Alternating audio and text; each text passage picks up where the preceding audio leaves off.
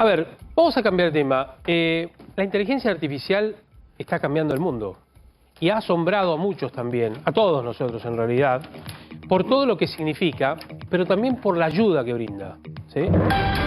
Y en muchos casos es también recuperar cosas perdidas. Por ejemplo, la voz. Sí, la voz. Como le pasó al dirigente socialista Jorge Rivas. Jorge Rivas, en 2007, recordamos, un hecho que nos tocó cubrir, fue asaltado en la zona sur del Gran Buenos Aires para robarle. Y lo atacaron con un destornillador. Lo golpearon de tal manera que le afectaron el sistema nervioso y, por supuesto, lo que están viendo ustedes. Así lo dejaron, pobre.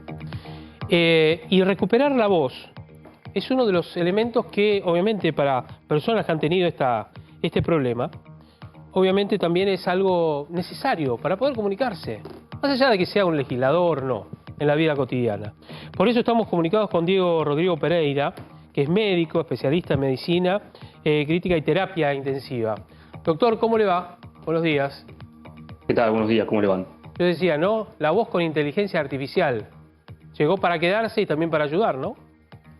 Exactamente. Lo más interesante de este proyecto que está utilizando ahora es una tecnología que ya venía funcionando hace varios años, que básicamente lo que hace es, con él, al dirigir sus ojos en una pantalla, la cámara de la computadora detecta hacia dónde se mueve y él puede ir escribiendo como si fuese una máquina, un teclado, todo lo que él quiere decir. Ajá. Lo que avanzó el software ahora es que cuando él tecleaba las oraciones, las frases que él quería decir, salió una voz robótica, ¿no? Que es una voz ya pregrabada robótica, que la verdad que no transmite su identidad, básicamente.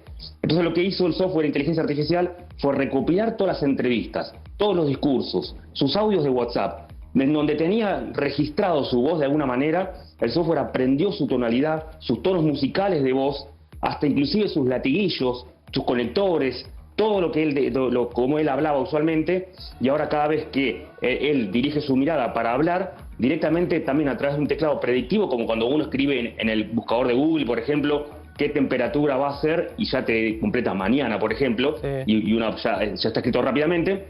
De esa manera él empezó a hablar nuevamente y de alguna manera ya está más identificado, ¿no?, con su voz. Entonces ya cambia un poco las reglas del juego, porque ya no es una voz robótica, sino que es su verdadera voz actuando en tiempo real con sus propios latiguillos también. Es decir, que usted, digamos, esto está, usted que es especialista en tecnología aplicada a estas cuestiones vinculadas a la medicina, a ver, lo que recrea es el tono de voz, la inflexión también de la persona.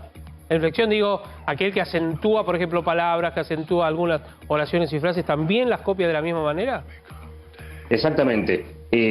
Particularmente justo en él hay registros y registros de discursos, de conferencias, de charlas, que él tuvo mucha exposición por su trabajo. Entonces ahí hubo una ventaja, que hay mucha data como para recopilar y para que esta inteligencia artificial aprenda. Ajá. Entonces a partir de ahora lo que se está haciendo, lo que se está instilando, es que los software empiezan a grabar nuestras voces, nuestras grabaciones, un banco de datos de voz para que en un futuro se pueda llegar a utilizar. De hecho, hay muchas empresas hoy que uno puede hablar con un familiar fallecido. Esto es una locura lo que estoy planteando, pero ya, y también es algo ético-moral, ¿no?, de alguna manera, porque yo podría hablar con un paciente fallecido exactamente cómo se interpretaba, las formas de decir las cosas, sus latiguillos.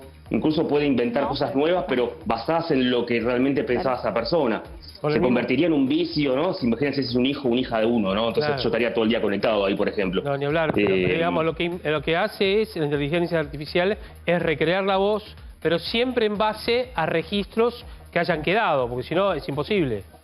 Sí, y ahora hay un nuevo, de este mismo tipo de software, es por ejemplo la gente que hace cambio de género, por ejemplo, que por algún motivo perdió la voz o algo por el estilo, y generalmente le recrean las voces de estos software ahora son todas robóticas o masculinas. Sí. Entonces lo que están haciendo ahora es incorporarle voces femeninas y de alguna manera a esa rehabilitación de esa voz de que tiene esa persona. Por ejemplo, una persona que hace cambio de género empieza a tomar hormonas para feminizar su voz, por ejemplo, o para masculinizar su voz. Sí.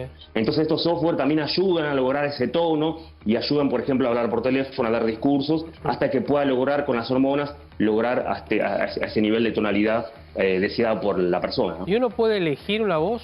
¿Hay un banco de voz o de voces? Sí, hay bancos de voces actualmente, inclusive se pueden crear voces nuevas.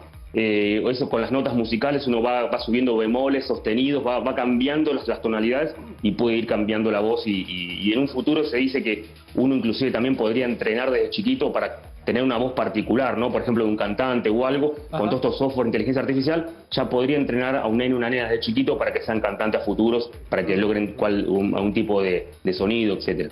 Ahora, digamos, una cosa es impostar la voz, ¿no es cierto? Para los locutores, Claro. normalmente, ¿no? Y lo que están haciendo ustedes es importar también la voz para aquellos que lo necesitan.